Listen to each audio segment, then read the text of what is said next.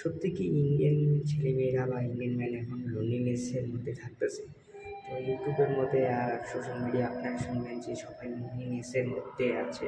তো লোনলিনেসের মধ্যে কেন আছে? আসলে লোনলিনেসের মধ্যে মেন কারণ থাকার হচ্ছে সেটা হচ্ছে পার্সোনাল প্রফিট, বা আপনারা বলতে পারবেন এখন সবাই সমাজটা এমন হয়ে গেছে যে মানুষরা একা থাকতে চায়।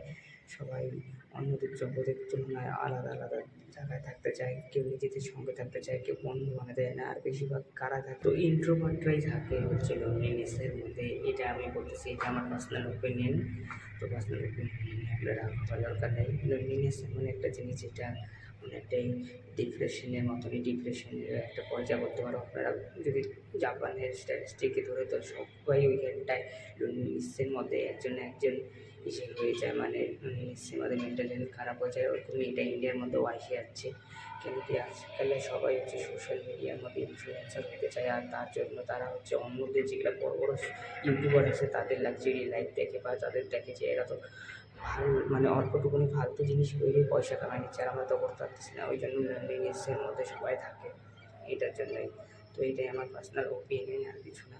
তো আবার দেখার জন্য নতুন ভিডিও নিয়ে। আর হ্যাঁ, ভালো মতন থাকুন সবাই।